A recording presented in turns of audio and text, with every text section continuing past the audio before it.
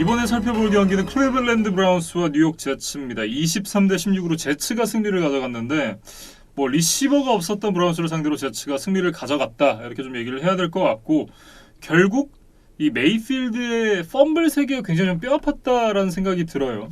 그러니까 기록으로는 펌블 턴오버가 2개기는 하지만 그 경기 마지막에 나왔던 펌블이 이제 사실상 뭐 턴오버로 이제 봐야겠죠. 예, 그래서 포스다운에 나왔으니까. 네. 그러면서 이변의 희생양이 되고 말았던 브라운스였습니다. 그런데 경기 결과를 떠나서 저는 NFL 사목이 뭐 하는 짓인지 잘 모르겠어요. 그러니까 왜냐하면 이날 경기에 앞서서 이 클리블랜드 브라운스의 리시버진이 코로나 리저브에 오르면서 경기에 모두 못 나오게 됐습니다. 사실상 와이드 리시버가 없는 상황에서 경기를 펼쳤어야 됐는데, 그래서 클리블랜드 브라운스가 우리도 경기를 좀 연기를 해달라라고 얘기를 했는데 안 돼, 거절 이렇게 돼가지고 경기를 했어요. 그리고 이제 제츠한테 패배를 했습니다. 근데 이런 상황이 지난번에 이 덴버 브론코스의 쿼터백들이 다 이제 코로나 확진에 걸리고 밀접 접촉자로 분류가 되면서 경기에 못 나왔잖아요. 그래서 쿼터백 없이 경기를 치러야 했었던 덴버였고, 근데 그런 상황 속에서도 레이븐스만 경기를 연기를 계속해서 해줬거든요. 그것도 일종의 특혜다라고 이제 말이 나오는 판에 최근에 레이븐스의 벌금 액수가 정해졌습니다. 근데 그게 25만 달러라 그래요. 똑같이 코로나 바이러스 문제로 벌금을 맞았던 팀들의 벌금 내역을 좀 살펴보면 뉴잉글랜드 페이트리어츠랑 테네시 타이탄스가 35만 달러를 받았습니다. 그리고 레이더스와 세인츠는 50만 달러의 드래프트 픽도 뺏겼어요. 근데 올 시즌에 코로나 선수를 가장 많이 배출한 구단인 레이븐스가 벌금도 적게 내고 드래프트 픽도 하나도 안 뺏기고, 이게 무슨 코미디인가 싶습니다. 저는. 그러니까 경기 연기 같은 경우에는 뭐 코로나 확진자 수를 뭐 기준으로 했다 네. 뭐 하면은 뭐 어느 정도 명분은 있는 거죠. 그러니까 그쵸. 그게 뭐 맞는 판단이냐 아닌 판단이냐는 이제 그런 것들은 이제 나중에 생각을 하더라도 네, 형평성을 일단 떠나서 뭐 그래 이유만 듣고 보면 그럴 수는 있겠다라는 생각이 들기는 합니다. 그런데 이제 말씀해주신 벌금이나 뭐 드래프트 픽을 뺏어가는 이제 그런 징계 관련해서는 분명히 좀 납득할 수 없는 부분이 있다. 그렇게 네. 저도 좀 생각을 합니다. 그러니까 형평성이라는 게 중요하잖아요. 그러니까 볼티모어 레이븐스 리그 아니잖아요. 내셔널 풋볼 리그면 풋볼을 하는 32개 팀들을 아주 공정하게, 이 중립적인 입장에서 잘 이렇게 공정하게 대해야 되는데 그게 안 되고 있는 게 너무 아쉽다라고 얘기를 좀 하고 싶고, 뭐 어쨌든 이 경기를 이제 제츠가 승리를 하면서 내년 드래프트에서 1번 픽을 제규어스에게 완벽하게 넘겨줬습니다. 그러니까 1번, 2번 픽이 실링이 됐어요. 그냥 정해졌습니다. 그래서 팀 내 최고 런스타퍼인 퀸앤 윌리엄스가 나오지 못했던 경기였음에도 불구하고 브라운스의 닉첩과 카리먼트 듀오를 도합 39야드로 묶어냈거든요. 예. 이것이 아주 결정적인 승리 요인이었다는 생각이고 뭐 공격진 같은 경우에는 이제 제이미슨 크라우더가 뭐 92야드에 한 개 터치다운, 그리고 프랭크 고어가 48야드를 전진을 했는데, 고어 같은 경우에는 NFL 역대 세 번째로 16,000 러싱 야드 클럽에 가입을 했거든요. 네. 뭐 그런 의미 있는 기록들을 세우면서 제츠가 2연승을 거둘 수 있었습니다. 네. 어쨌든 이제 이번 픽으로 픽이 내려가고 내려간 픽이 확정이 됐잖아요. 그러면서 원래 트레버 로렌스였으면 고민도 안 했을 텐데 이제 이번 픽을 갖고 굉장히 큰 고민이 시작이 됐습니다. 이제 이번 픽으로 누구를 뽑아야 되냐, 이 부분에 대해서 뭐 여러 의문이나 예측이 난무를 하고 있는데 결국 큰 줄기는 세 가지인 것 같아요. 잭 윌슨이나 저스틴 필즈 같은 쿼터백을 뽑는다 1번. 이 픽으로 파네 스워를 뽑아서 지난 시즌처럼 트렌치를 강화한다 2번. 그리고 3번으로 트레이드 다운을 해서 픽을 얻고 그 픽으로 더 많은 선수들을 뽑는다. 요게 3번이거든요. 그러니까 요 세 가지 옵션 중에 하나가 아마 선택이 될 것 같은데, 결국은 조 더글라스 단장이 지금 이제 이 2번으로 뽑을 수 있는 쿼터백 후보 저스틴 필즈나 잭 윌슨 같은 선수들을 어떻게 평가를 하느냐가 굉장히 중요하다, 이런 생각이 드는 게, 결국 이 선수들이 샘 다널드보다 낫다라고 판단이 되면 뽑지 않을 이유가 없거든요. 근데 더글라스 단장이 판단하기에 샘 다놀드가 얘네보다 나은 것 같다. 아직은 포텐이 더 있다. 무기를 좀 더 갖춰주자. 혹은 트렌치를 조금 더 강화하자. 라는 판단을 내리면 샘 다놀드를 끌고 갈 수도 있다. 뭐 이런 얘기가 있습니다. 샘 다놀드도 최근 인터뷰에서 이제 뉴욕 제츠에 남아서 더 많은 것을 이루고 싶다라는 취지의 이야기를 했어요. 네. 그러면서 아직 더글라스 단장과 다놀드가 뭐 만나서 어떤 뭐 거취에 대한 이야기를 하지는 않은 것 같습니다. 그런데 어떤 식으로 결론이 날지 조금 더 지켜봐야 될 것 같고, 뭐 그와는 상관없이 애덤 게이스 감독은 이번 시즌을 끝으로 이제 경질될 가능성이 높다는 이제 뉴스가 있었습니다. 예. 어쨌든 1번 픽을 갖고 있었을 때는 뭐 트레버 로렌스니까 크게 스카우트 팀이 이렇게 고민을 하지 않았을 것 같은데 이제 2번 픽으로 내려온 이후에 스카우트 팀이 굉장히 바빠졌을 것 같다. 뭐 이런 생각이 좀 들고요. 클리블랜드 브라운스는 이제 좀 넘어가서 얘기를 해보면 리시버진들이 모두 코로나 리저브에 오르면서 경기가 굉장히 어려웠다라는 말씀을 드렸었는데 다음 경기를 앞두고도 코로나 바이러스 확진자들이 또 나왔습니다. 그러니까 덴젤 워드가 일단 코로나 바이러스 확진이 떴다는 게 굉장히 좀 큰 문제가 될 것 같습니다. 팀의 넘버원 코너백인 덴젤 워드의 결장이 좀 뼈아플 것 같고, 불행 중 다행인 것은 이제 추가적인 확진자는 나오지 않으면서 팀 훈련 시설은 다시 개방을 했다 그래요. 예. 그래서 어쨌든 뭐 며칠이나마 이제 훈련을 하고 뭐 피츠버그를 상대를 할 수 있을 것 같은데, 일단 피츠버그와의 경기에서 승리만 한다면 자력으로 플레이오프에 올라갈 수 있는 입장이기는 합니다. 예. 그런데 지금 브라운스가 7번 시드에 위치했기 때문에 브라운스가 지고 콜츠가 이기게 되면 바로 탈락을 하게 되는 이제 경우의 수가 있거든요. 예. 그래서 지금 브라운스가 한 시즌 잘 끌어왔고 드디어 2002년 이후에 처음으로 플레이오프 진출을 눈앞에 두고 있었는데 이게 마지막에 삐끗할 가능성이 좀 생겼습니다. 네. 생각해보면 훈련도 제대로 못했고 그리고 코로나 바이러스로 인해서 못 나오는 선수들도 꽤 있고 그리고 돌아오는 선수들도 경기 감각에 대한 우려가 있는 상황이거든요. 그런 상황에서 악연이 있는 스틸러스를 만나게 된다. 거기다가 스틸러스와는 또 지구 라이벌이기 때문에 스틸러스가 클리블랜드 브라운스의 플레이오프 진출을 그렇게 탐탁지 않게 여길 거거든요. 근데 그렇다고 생각을 하면 물론 주전들에게 휴식을 주기는 하겠지만 그래도 경기에 임하는 선수들의 어떤 마음가짐은 좀 다를 수 있겠다라는 생각이 들기는 합니다. 그래서 지금 AFC 와일드카드를 노리는 팀들 중에 클리블랜드가 제일 불안해 보이는 게 사실이에요. 예. 뭐 마이애미 돌핀스도 이제 최근 소식에 의하면 피츠매직이 코로나 바이러스에 걸리면서 사실 쉽지 않은 그런 상황에 놓여 있긴 합니다만 어쨌든 시드를 생각을 해봤을 때 더 힘든 쪽은 클리블랜드 브라운스다. 이렇게 좀 봐야겠죠. 이렇게 이제 클리블랜드 브라운스와 뉴욕 제츠 경기에 대해서 얘기를 해봤고요. 다음은 LA 램스와 시애틀 시혹스의 경기입니다. 이 경기는 20대 9로 시혹스가 승리를 가져갔는데 시혹스가 이 경기를 승리하면서 NFC 서부지구 우승을 차지를 했습니다. 2016년 이후에 처음인데 11승을 기록하면서 NFC 서부지구 우승을 차지했던 시즌에 시애틀 시혹스가 모두 슈퍼볼에 진출을 했다 그래요. 그렇기 때문에 시옥스의 팬분들은 올 시즌 한번 그 징크스를 기대를 해봐도 좋지 않을까 싶은 생각이 들기는 합니다. 사실 전반에는 양팀 모두 좀 답답한 흐름 속에 6대 6밖에 이제 점수가 나질 않았어요. 그런데 후반전에 러셀 윌슨이 먼저 깨어났던 것이 이제 시애틀의 승리 요인이었던 것 같은데 네. 특히 그 데이빗 무어에게 던져졌던 45야드 딥패스 이것이 좀 모멘텀을 깨는 계기였던 것 같습니다. 그래서 윌슨의 패스도 좋았지만 데이빗 무어가 이제 뒤로 넘어지면서 아주 훌륭하게 잘 잡아줬어요. 예. 그리고 이어진 드라이브에서 러셀 윌슨 선수가 러싱 터치다운으로 또 터치다운을 만들어냈고 결국 이제 4쿼터 막판에 제이콥 홀리스터의 쐐기 터치다운까지 나오면서 승리를 가져갔던 시애틀 시옥스였습니다.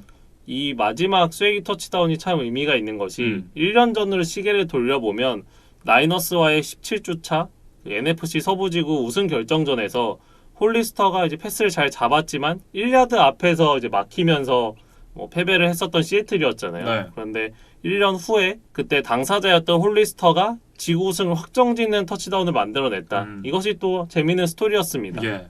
어쨌든 홀리스터 개인에게도 그리고 팀에게도 굉장히 의미 있는 캐치 그리고 터치다운이었다 이렇게 얘기를 할 수 있을 것 같고 사실 이제 지난 두 팀 간의 맞대결에서 디케 메카프 선수가 제일런 램지에게 완전히 지워지면서 제일런 램지가 역시나 올 시즌 최고의 코너백이다 라는 이제 얘기를 저희가 했었던 걸로 기억이 나는데 이날은 좀 달랐습니다. 뭐 메칼프가 램지에게 승리를 거뒀다까지 얘기하기는 조금 예. 무리는 있어요. 그럼에도 불구하고 어느 정도 해법을 찾는 과정이다. 뭐 요 정도로 얘기를 하면 어떨까 싶습니다. 그래서 메칼프가 터치다운이 없기는 했지만 8번의 패스 중에 6번을 잡았고 59야드를 전진을 했어요. 그런데 이 수치보다도 이제 중요한 거는 그 홀리스터의 터치다운이 나오는 과정에서 아주 중요한 퍼스트다운을 메칼프가 잡아줬거든요. 예. 이 부분은 분명히 메칼프의 판정승이라고 얘기를 해야 될 것 같습니다. 네. 그리고 이제 수비에서도 계속해서 달라진 모습을 이어오고 있는데 저희가 이제 칼로스 던랩 영입 효과다라는 말씀을 드렸었는데 그 부분이 계속해서 이어지고 있습니다. 그러면서 5경기 연속인가요? 이 상대팀을 20점 이하로 계속해서 묶어놓고 있습니다. 그리고 램스가 물론 수비도 강력하지만 공격도 이제 준수한 팀인데 램스를 이번 시즌 최저 득점으로 묶었어요. 그래서 램스가 지금 9득점밖에 하지를 못했습니다. 그래서 시애틀이 지금 앞선의 칼로스 던랩 그리고 라인베커진의 KJ 라이트와 바비 웨그너 세컨더리의 자말 아담스까지 수비 3선에서 모두 플레이메이킹 능력이 있는 선수들을 갖췄다. 그 점은 좀 다른 팀들이 경계를 해야 될 것 같아요. 예. 그러면서 이제 17주 차를 남겨놓고 이 플레이오프 1번 시드를 계속해서 노리고 있는 시옥스인데 저희가 말씀드렸지만 시옥스는 그린베이 패커스와 뉴올리언스 세인츠가 모두 패배를 하면 1번 시드를 확정짓게 되거든요. 그렇기 때문에 마지막 경기까지 최선을 다해야 되는 입장입니다. 그리고 3번 시드보다는 또 2번 시드가 좋은 거기 때문에 시애틀이 마지막 경기에서도 최선을 다할 동기부여는 여전히 남아있다는 생각이에요. 예. 네, 그리고 이제 램스 얘기로 좀 넘어가 보면 램스가 정말 이날 경기가 뼈아팠습니다. 그러니까 서부 지구 우승을 넘겨준 것도 넘겨준 거지만 이날 주전 쿼터백 제러드 고프 선수가 엄지손가락에 부상을 입으면서 이제 다음 경기를 나올 수 없게 됐습니다. 다음 경기가 애리조나 카디널스와의 굉장히 중요한 경기인데 이 경기를 나올 수 없게 됐어요. 그러니까 3쿼터에 엄지손가락이 이제 헬멧에 부딪히면서 부상을 입었다고 해요. 그래서 고프가 일단은 부상을 참고 이 16주차 경기는 끝까지 치렀지만 결국 경기 후에 이제 수술을 받게 됐습니다. 예. 그러면서 17주차의 결장이 확정이 됐고 그 대신에 이제 백업 쿼터백인 존 울포드라는 선수가 선발로 나설 예정이라고 해요. 네. 이 존 월포드 같은 경우에는 2018년에 언드래프티드로 제치에 갔다가 AAF에 잠깐 몸을 담았었습니다. 이 구영애 선수도 그 리그에서 잠깐 뛰었었는데 거기에 이제 애리조나 하시아츠라는 팀에 있다가 지난 시즌에 이제 램스에 합류를 해서 계속해서 램스에 있는 선수인데 문제는 이 선수가 램스 합류 이후에 단 한 번의 스냅도 받지 못했습니다. 그러니까 제치에 있을 때도 스냅을 못 받았으니까 NFL 무대에서는 한 번도 안 뛰었어요. 그래서 저도 이 선수의 대학 경력을 좀 찾아봤는데 1995년생 선수거든요. 예. 그래서 ACC 컨퍼런스 소속의 웨이크 포레스트라는 대학을 나왔습니다. 그래서 물론 저도 이제 기록만 보고 이제 좀 추측을 하는 거지만 뭐 패싱도 있지만 모빌리티가 좀 뛰어난 유형의 쿼터백으로 보여요. 그래서 대학 마지막 년에는 이제 많은 러싱 야드를 기록했던 것이 좀 인상적이었습니다. 네.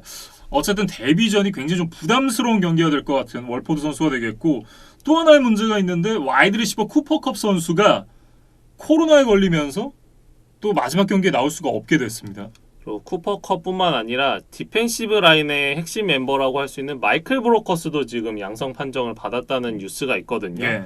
그래서 울포드에게 지금 많은 부담을 지울 수가 없는 상황이기 때문에 램스는 러싱 공격과 수비로 좀 승부를 봐야 되는 입장이에요. 그런데 이제 앞서 얘기했던 핵심 자원들의 코로나 이탈뿐만 아니라 주전 러닝백 케이 메이커스도 하이앵클 스프레인 부상을 당하면서 17주 차에 지금 출전 여부가 좀 불투명한 상황입니다. 그러다 보니까 과연 카디널스를 넘어설 수 있을까? 그런 좀 의문이 생기는 상황이에요. 어떻게 보면 이제 이 카일러 머리 선수를 응원하시는 많은 한국 팬분들 그리고 이제 애리조나 카디널스 팬분들께는 이런 얘기하기는 좀 그렇긴 하지만 희소식이다 라고 볼 수도 있을 것 같습니다.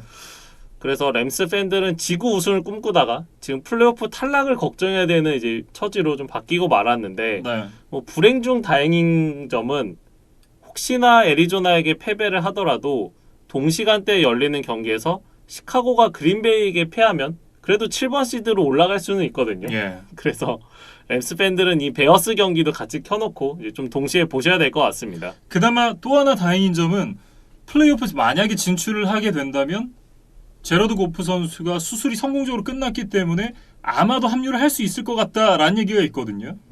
그래서 지금 이 17주 차만 잘 버티면 뭐 플레이오프에서는 다시 램스의 좀 강한 모습을 볼 수 있지 않을까 싶습니다. 네, 이렇게 LA 램스와 시애틀 시옥스의 경기를 얘기를 해봤고요. 다음은 테네시 타이탄스와 그린베이 패커스의 경기에 대해서 얘기를 해보겠습니다. 40대 14로 끝난 경기였고요. 눈 내리는 램보 필드. 그린베이 패커스에게는 강력한 홈 어드밴티지라고 할 수 있겠죠. 이 홈 어드밴티지를 등에 업고 그린베이 패커스가 대승을 거뒀습니다. 역시나 날씨가 이날 경기에 중요한 팩터가 아니었나 싶어요. 그리고 하필 상대팀이 이제 남부 지역을 홈 연고지로 쓰고 있는 테네시였기 때문에 그린베이가 누릴 수 있었던 홈 어드밴티지는 극대화가 됐다는 생각이에요. 예. 그래서 저는 이 경기가 펼쳐지는 경기장의 모습을 보고 예전에 있던 이제 이소부와 여우와 두루미 이야기가 좀 생각이 났습니다. 사실 혹시나 모르실 분들을 위해서 좀 말씀을 드리면 여우와 두루미는 이제 다른 특성을 가진 동물들이잖아요. 근데 이제 여우가 좀 장난을 치기 위해서 두루미를 자신의 집에 초대해서 식사를 대접한다고 하고 일부러 이렇게 납작한 접시에 음식을 내와서 그럼 이제 두루미는 이렇게 부리가 긴 동물이기 때문에 이거를 먹을 수가 없었어요. 네. 그렇게 이제 두루미가 좀 화가 나서 돌아간 뒤에 이제 여우를 초대해서 긴 이제 호리병에 또 음식을 담아서 대접을 하면서 여우를 당황하게 했다. 뭐 이런 이제 이소무화의 내용인데 네. 뭐 테네시가 이제 그린베이에 와서 도저히 제대로 된 경기력을 펼칠 수 없는 날씨에서 경기를 했다. 뭐 그런 좀 생각을 해봤습니다. 네. 일단 이제 패커스 얘기부터 먼저 해보면 이날 그린베이 패커스의 경기력이 어마어마했습니다. 일단 에런 로저스부터 먼저 살펴보죠. 이날 무려 84%의 패스 성공률과 함께 231야드 그리고 4개의 터치다운, 하나의 인터셉션을 기록을 했습니다. 그러면서 또 한 번 MVP 컨텐더다운 모습을 보여줬습니다. 그러니까 우리가 일반적으로 뭐 눈이나 비, 뭐 이렇게 날씨가 안 좋으면 패싱 게임에 좀 어려움이 있다는 것이 일반적인 견해잖아요. 네. 그런데 이제 에런 로저스에게는 그것이 크게 문제가 되지는 않는 것 같습니다. 그런데 에런 로저스의 경기 후 인터뷰를 보면 추위에서 플레이하는 것이 어려웠다는 얘기를 했어요. 엄살이죠? 뭐 저는 이제 농담 삼아 이제 거짓말이라고 좀 적어왔는데 특히 에런 로저스와 다반테 아담스의 콤비가 이날도 아주 빛났습니다. 그래서 이 두 선수의 콤비만 보면 12번의 패스 중에 11번이 연결이 됐고 142야드의 3개 터치다운으로 세컨더리를 이제 완전히 농락을 했거든요. 그리고 이제 AJ 딜런과 에런 존스 러닝백 콤비도 218야드에 2개 터치다운을 합작을 해내면서 뭐 힘을 보탰습니다. 네. 그야말로 화끈한 공격력을 과시했었던 그린베이 패커스인데 역시나 이 경기력이 나오려면 홈필드 어드밴티지가 있어야 된다 라는 그런 결론이 좀 나온 것 같고 물론 이제 원정에 가서도 잘하긴 하지만 이런 추운 날씨 속에 그린베이 패커스가 얼마나 잘하는지를 또 저희가 확인을 했잖아요. 그렇다고 하면 1번 시드를 지키는 게 그린베이 패커스에게 얼마나 중요한가 그런 생각을 또 해봅니다. 그린베이 입장에서만 경우의 수를 살펴보면 시즌 마지막 시카고와의 경기를 이기거나 혹시 지더라도 시애틀이 나이너스에게 패해주기만 하면 이제 1번 시드를 차지를 할 수 있는 그린베이가 되겠습니다. 네. 그래서 1월이 되면 점점 더 날씨가 추워질 거기 때문에 뭐 그런 점들을 감안하면 이제 그린베이가 1번 시드를 차지하는 게 정말 중요하다고 해야겠어요. 네. 그리고 이제 한 가지 패커스의 아쉬운 소식이 있는데 랩트 태클 데이빗 박테아리 선수가 훈련 중에 전방 십자인대 파열로 인해서 시즌 아웃이 됐다 그래요. 그러니까 시즌 중에도 몇 경기 부상으로 빠진 적이 있었는데 그때 그린베이가 좀 고전을 했었거든요. 예. 그래서 지금 리그에서 가장 많은 돈을 받는 오펜시브 라인맨이고 리그에서 가장 뛰어난 레프트 태클 중에 한 명인 이 박테아리의 공백은 포스트 시즌에서 좀 크게 느껴질 것 같습니다. 네, 과연 이제 박테아리가 없는 상황에서 그린베이 패커스가 어떻게 경기를 헤쳐나갈지도 한번 지켜봐야 될 것 같습니다. 이제 타이탄스 얘기로 좀 넘어가 볼까요? 타이탄스가 이제 이날 패커스에게 패배를 하긴 했지만 콜츠도 같이 패배를 하면서 아직까지 AFC 남부지구 자력 우승에 대한 가능성을 열어뒀습니다. 반면에 5번 시드부터 8번 시드 팀들이 모두 승리하고 테네시가 휴스턴에게 발목을 잡힌다면 최악의 경우에는 4번 시드에서 8번 시드로 밀려나면서 플레이오프를 탈락할 수 있는 그런 경우의 수도 이제 생겼습니다. 네, 그러면서 이제 다음 경기에는 무조건 승리를 해야 되는 그런 입장에 놓였는데 이날 이제 데릭 헨리 선수가 98야드를 기록하긴 했지만 사실상 이제 데릭 헨리를 제외하고 나서 다른 선수들의 어떤 활약은 좀 보기 어려웠다. 이렇게 얘기를 해야 될 것 같죠? 데릭 헨리가 저희가 이제 시즌 2000 러싱 야드를 할 수 있느냐 뭐 그거에 대해서 몇 주 동안 얘기를 했는데 이날 경기에서 이제 98야드밖에 하질 못했기 때문에 지금 1777야드거든요. 그래서 휴스턴을 상대로 223야드나 기록해야 되는 좀 부담이 생겼고 네. 뭐 라이언 테너힐이 좀 부진했던 게 아쉬웠어요. 그러니까 테너힐 같은 경우에는 커리어 전체를 보면 따뜻한 지역인 마이애미와 테네시에서 지금 선수 생활을 했잖아요. 그러다 보니까 뭐 다른 쿼터백들에 비해서 이 추운 날씨에서 경기를 하는 것이 조금 더 어려웠던 것 같습니다.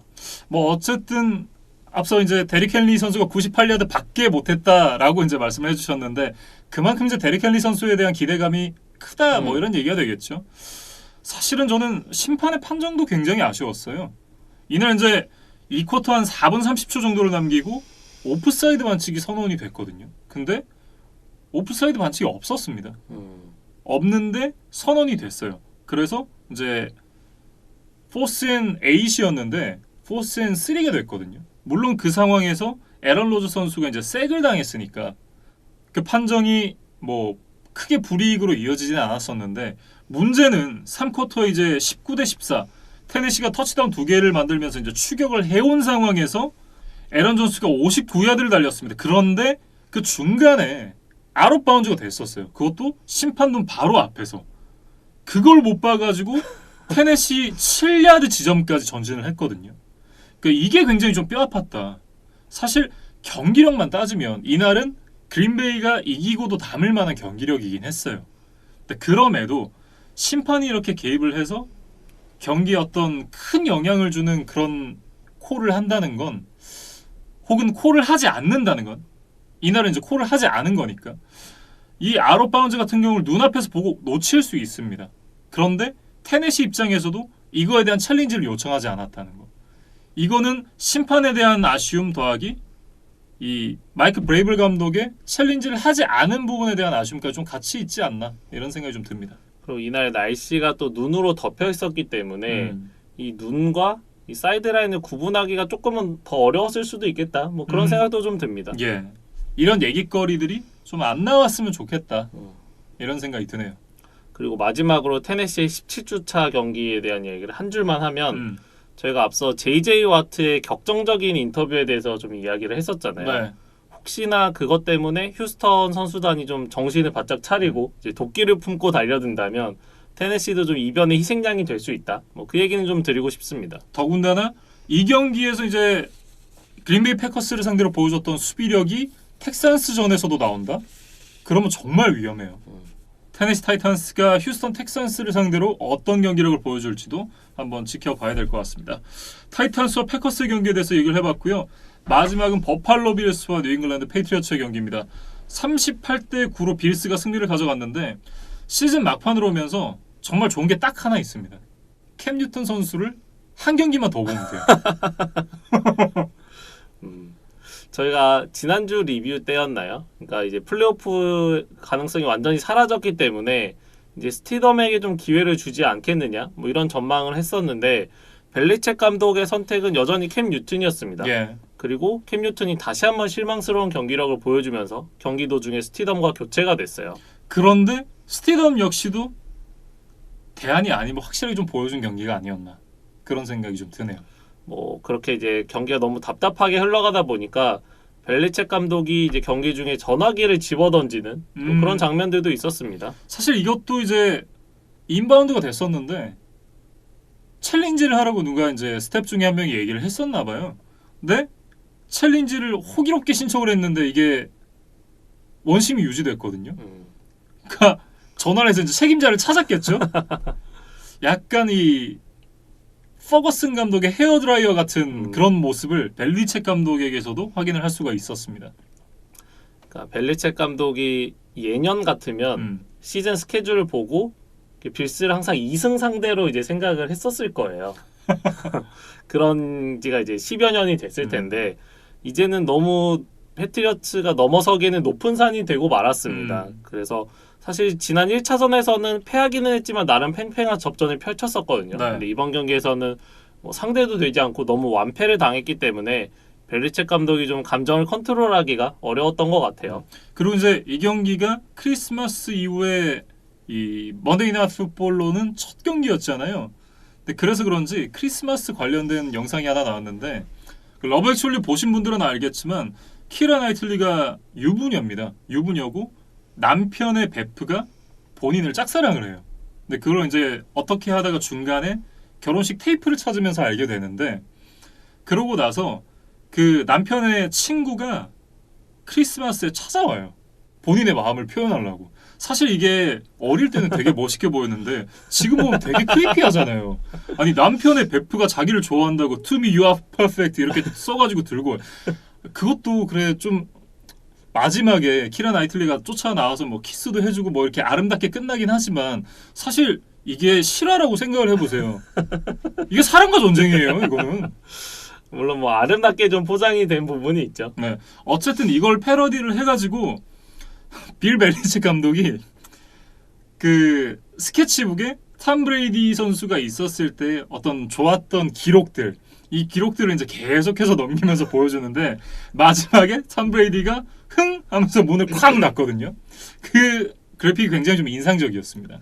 그리고 한 가지 더 재미있는 게 있었는데 톰 브레이디가 있던 시절에 빌스를 상대로 항상 강한 모습을 보여줬었잖아요. 그래서 이게 아마 몇 년 전에 나왔던 그래픽이었어요. 그러니까 빌스 팬들이 경기장 앞에서 이런 테일게이팅을 하는 그런 이제 축제를 여는 자리에 브레이디가 갑자기 난입을 해서 그 파티를 망치는 이제 영상이 있었는데 네.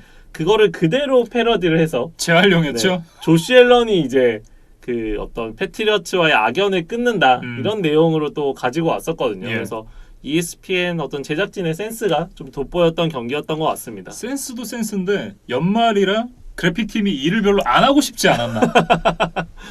네, 그런 합리적인 의심을 좀 해봤고 어쨌든 이 뉴잉글랜드 페이트리어츠로서는 이제 리빌딩에 대해서 좀 생각을 해야 되는 그런 시점이 왔는데 사실 이 제러 스티덤 선수가 대안이 아닌 걸 확인을 했기 때문에 이제 다음 쿼터백으로 좀 넘어가야 되지 않나 라는 생각을 해봤습니다. 그러면서 트레이드로 데려오든 FA로 계약을 하든 그리고 새롭게 드래프트를 하든 새로운 쿼터백을 뽑아야 된다. 이게 리빌딩의 초석이다라고 말씀을 드릴 수가 있을 것 같은데 이것만 잘 해결이 되면 뉴잉글랜드 페이트리어츠가 캡 스페이스가 굉장히 많이 남아 있습니다. 내년 기준으로 6천만 달러의 캡 스페이스가 있는데 이게 NFL에서 네 번째로 많은 캡 스페이스라 그래요. 그렇기 때문에 많은 선수들을 영입을 할 수가 있고 거기다가 올해 이제 옵트아웃을 선언했던 핵심 피스들이 내년에 돌아올 거거든요. 그런 부분을 감안을 해본다면 쿼터백만 잘 뽑아 놓으면 내년에 다시 플레이오프 진출 가능한 팀을 만들 수 있다. 저는 그런 생각을 좀 합니다. 그러니까 생각보다는 암흑기가 짧을 수 있다. 네. 뭐 이런 이야기신 것 같아요. 뭐 어쨌든 그건 저의 행복회로고 실제로 어떻게 흘러갈지는 한번 봐야 될 것 같습니다. 뭐 어쨌든 빌스 얘기를 이제 좀 해봐야겠죠.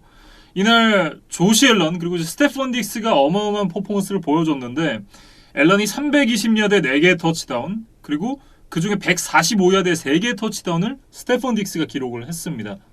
제가 좀 한 가지 정정을 드려야 될 것 같은데 그 앞선 리뷰에서 켈시가 지금 리그 리시빙 야드 1위라고 말씀을 드렸었어요. 근데 이제 그거는 현지 시간 일요일 기준이었고 네. 하루 늦게 이제 딕스가 15번째 경기를 치르면서 역전을 했거든요. 예. 그래서 16주차 종료 기준으로는 스테펀 딕스가 지금 리그 1위다. 그 얘기를 좀 드리고 싶고 이번 경기 승리를 통해서 빌스가 이제 패트리어츠전 수입을 달성을 했잖아요. 예. 마지막으로 빌스가 패트리어츠를 수입한 게 언제냐? 이제 찾아보니까 무려 20세기입니다. 1999년인데 이때는 빌 벨리책 감독이 패트리어츠에 부임하기도 전이에요. 그러니까 정말 오랜 시간 동안 빌스가 이 패트리어츠 강점기에 좀 시달리다가 드디어 좀 광복을 했다. 뭐 그렇게 표현을 좀 해보고 싶습니다. 네. 뭐 어찌됐든 이날 이제 스테펀 딕스가 이렇게 활약할 수 있었던 배경이 무엇이냐? 역시나 스테펀 길모어가 없었기 때문이다. 라고 저는 좀 얘기를 하고 싶은데 스테펀 길모어 선수가 대퇴 사두근 부상으로 이제 시즌 아웃이 됐잖아요. 그러면서 넘버 2 코너였던 JC 잭슨이 이제 넘버 1 코너로 올라왔습니다. 프로모션을 했는데 그러면서 스테펀 딕스에게 경기 시작하자마자 뭐 좀 털었어요 입을. 그러니까 스테펀 딕스에게 참교육을 당했습니다. 그러니까 결국 이날 이 JC 잭슨 선수의 퍼포먼스가 사실 뉴잉글랜드 페이트리어츠의 향후 세컨더리 구성에 굉장히 큰 의미가 있었던 경기였는데 왜냐하면 JC 잭슨이 이날 만약에 스테폰 딕스를 잘 막을 수 있었다. 그러면 우리는 스테폰 길모어를 내보내고 JC 잭슨을 넘버원으로 올린 다음에 다른 선수를 데려오면 되겠구나 라는 구상을 할 수가 있는데 이날 JC 잭슨 선수가 보여준 모습이 얘가 넘버원은 아직 안 되겠는데? 그러면 우리는 스테폰 길모어를 잡아야 되네? 어떻게 보면 JC 잭슨이 포스트 길모어 시대를 책임을 질 수 있나? 이 부분에 대해서 좀 확인을 했어야 되는 경기인데 그게 아님을 확인할 수 있었다. 뭐 이렇게 좀 얘기를 해야 될 것 같습니다. 그러니까 저희가 몇 년 전에 주주 스미스 슈스터가 안토니오 브라운의 자리를 대체하면서 조금 이제 과도기를 겪었던 시기가 있었거든요. 네. 그러니까 제시 잭슨도 좀 사실 아직도 과도기죠. 네, 제시 잭슨도 좀 비슷한 케이스라고 봐야겠어요. 그래서 물론 한 경기이긴 하지만 이제 조금 더 지켜봐야 될 것 같고 이제 조시 앨런 얘기를 해보면 이날 시즌 34번째 패싱 터치다운을 기록을 하면서 짐 켈리의 빌스 프랜차이즈 역대 패싱 터치다운 1위 기록마저 이제 갈아치웠습니다. 네. 그러면서 이제는 뭐 조시 앨런의 시대라고 해야 될 것 같아요. 그래서 짐 켈리도 뭐 SNS를 통해서 이 조시 앨런에게 자신의 기록을 깬 것을 좀 축하를 했다고 하는데 이날 그 스테판 딕스에게 던졌던 마지막 터치다운 패스가 굉장히 인상적이었습니다. 현지 중계진도 패트릭 마홈스와 좀 비교를 했었어요. 그래서 그 내용을 살펴보면 앨런도 오른손잡이 쿼터백인데 왼쪽으로 롤아웃을 하면서 패스를 던지기 좀 불편한 각도와 위치였거든요. 근데 그럼에도 불구하고 넓은 시야 그리고 강한 어깨를 바탕으로 딕스에게 아주 좋은 패스를 던졌습니다. 그래서 이런 모습들이 좀 마음스를 연상시켰던 것 같아요. 네.